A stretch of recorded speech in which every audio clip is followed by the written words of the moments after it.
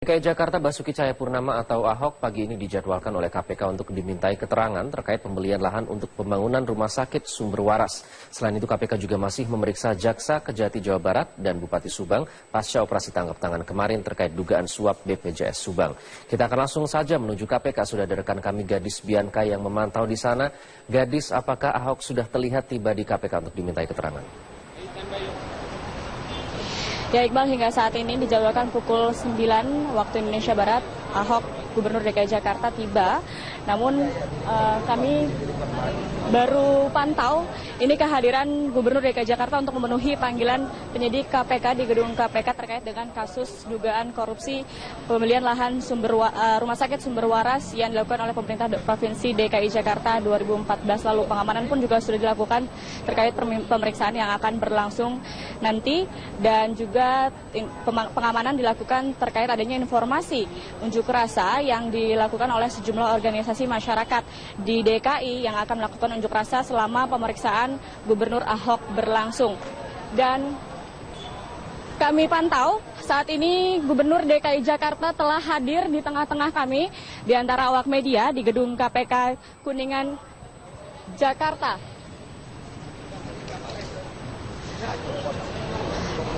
Gubernur DKI Jakarta hadir dengan membawa beberapa dokumentasi terkait dengan pembelian lahan rumah sakit Sumber Waras seluas 3,7 hektar yang dipermasalahkan oleh Badan Pemeriksa Keuangan yang pada tahun 2015 lalu sejak bulan Agustus hingga November ini dilakukan audit investigasi terkait dengan pembelian lahan tersebut.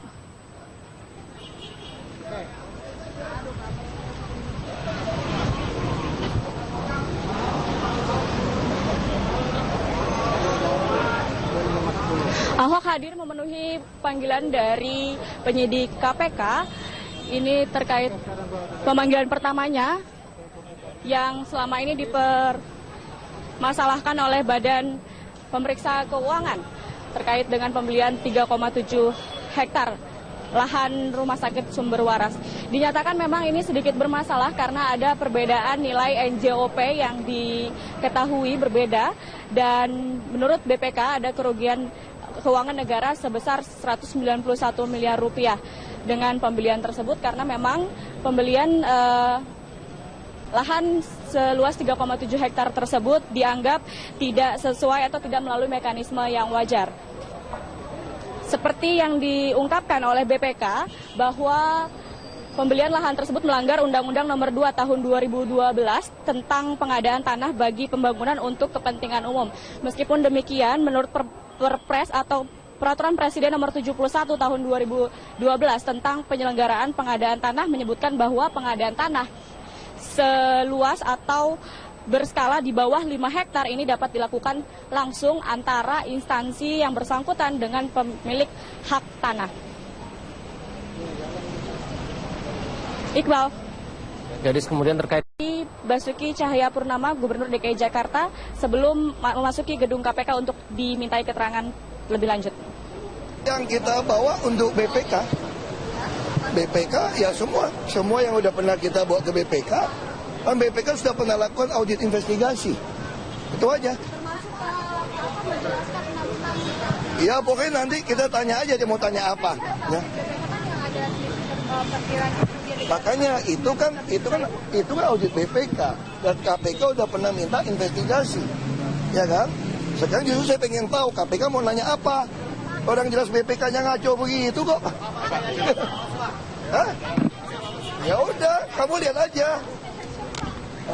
Iqbal, kami masih menunggu bagaimana hasil pemeriksaan atau permintaan keterangan dari Gubernur DKI Jakarta Basuki Cahayapurnama terkait dengan pembelian lahan rumah sakit Sumber Waras. Apakah memang ada penyimpangan prosedural yang terjadi dan bagaimana KPK memandang kasus ini.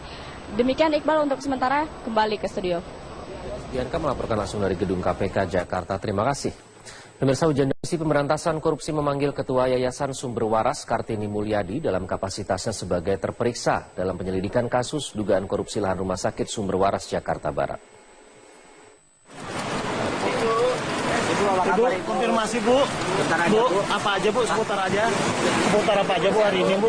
Usai diperiksa selama 10 jam, Kartini yang menjalani pemeriksaan menggunakan kursi roda menolak memberikan keterangan seputar materi pemeriksaannya kepada para wartawan.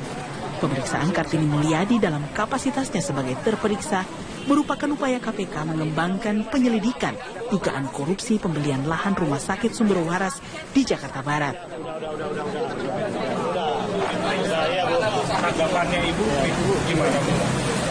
Sebelumnya KPK telah meminta keterangan sejumlah direksi rumah sakit Sumber Waras serta pejabat Pemprov DKI.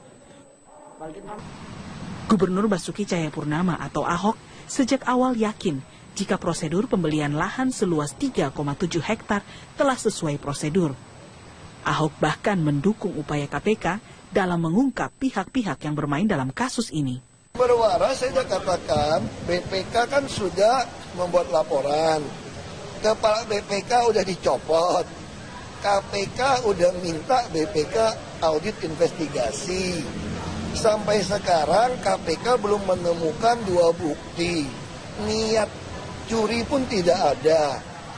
KPK terus nggak? Ya KPK akan terus cari. Kan KPK kan nggak boleh stop. Nah saya percaya KPK ini profesional. Saya akan ikutin proses hukum.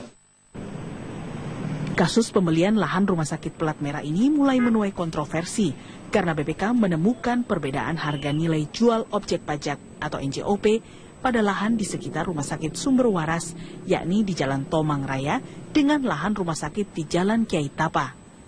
Dari perbedaan tersebut, BPK menaksir kerugian negara mencapai 191 miliar rupiah.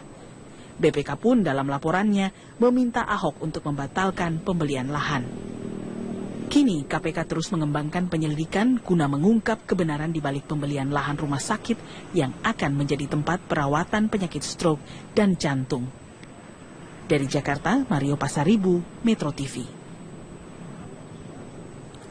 Masih terkait kasus korupsi, pemirsa, hingga sore hari ini pemeriksaan terhadap Ketua DPRD DKI Jakarta dan sejumlah anggota DPRD DKI lainnya masih berlangsung di Gedung Komisi Pemberantasan Korupsi. Mereka diperiksa terkait dengan kasus suap proyek reklamasi Teluk Jakarta. Ketua DPRD DKI Jakarta Prasetyo Edi Marsudi, Wakil Ketua DPRD DKI Muhammad Taufik, dan anggota Balegda DPRD Ongin Sangaji mendatangi Gedung Komisi Pemberantasan Korupsi untuk menjalani pemeriksaan kasus dugaan suap anggota DPRD DKI Jakarta Muhammad Sanusi. Selain itu, KPK juga memanggil sejumlah pejabat di DPRD DKI, di antaranya Wakil Ketua DPRD DKI Jakarta Ferial Sofian, Wakil Ketua Balegda DPRD DKI Jakarta Mary Hotma, dan Kepala Subbagian Raperda DKI Jakarta Dameria Hutagalu. Pemanggilan ini terkait dengan kasus suap proyek reklamasi terhadap Ketua Komisi D DPRD DKI Jakarta Muhammad Sanusi di sebuah pusat perbelanjaan di Jakarta. Sanusi diduga menerima suap secara bertahap yang jumlahnya mencapai 2 miliar rupiah.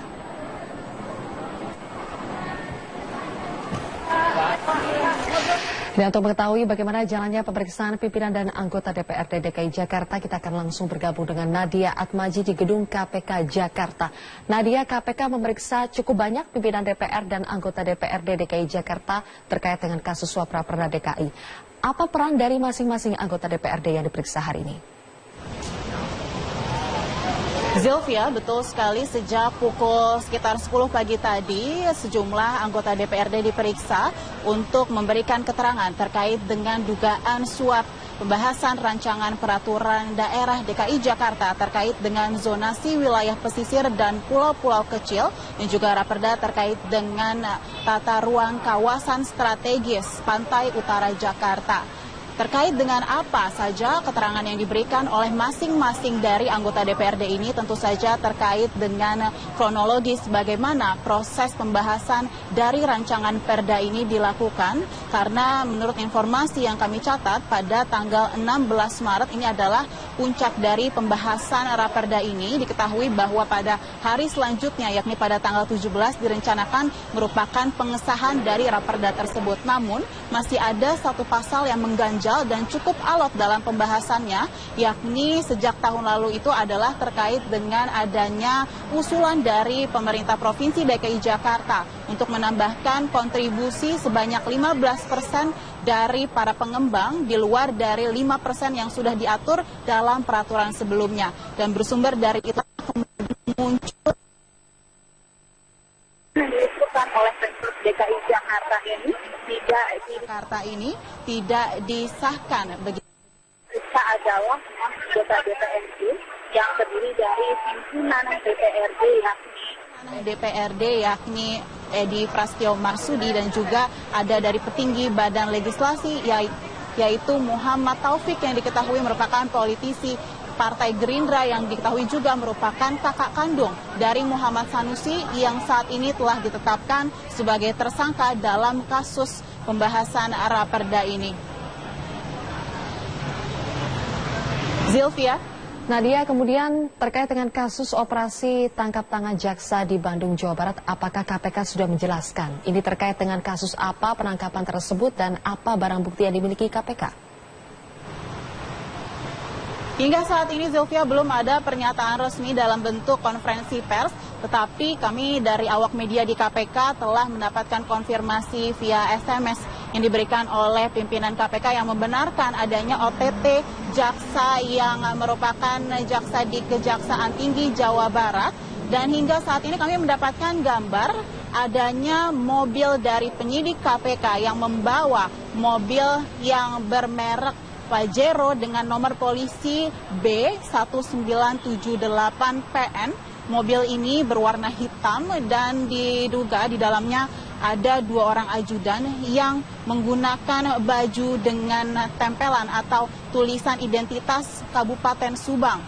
Diduga di dalamnya juga ada Bupati Kepala Daerah Subang, Jawa Barat, yang mana kemudian penyidik KPK menggeledah isi dari mobil Pajero ini. Diketahui di dalamnya ternyata ada plastik yang berwarna kuning. Plastik ini berisi uang dengan pecahan Rp50.000 yang diduga merupakan plastik dari money changer. Dan kemudian penyidik KPK membawa 2 orang, ada 3 penyidik KPK yang kemudian membawa 2 orang PNS yang diduga merupakan anak buah dari kepala daerah ini. Dan juga diduga bahwa berdasarkan informasi yang beredar, kasus yang menyeret atau yang diduga ini terjadi adalah terkait dengan korupsi yang dilakukan oleh korupsi ini terkait dengan adanya dugaan di BPJS. Dan ini merupakan kasus yang ditangani oleh Kejati Jawa Barat yang merupakan limpahan dari Mapolda Jawa Barat. Demikian, Zilvia, kembali ke studio. Nadia Atmaji melaporkan langsung dari Gedung KPK Jakarta.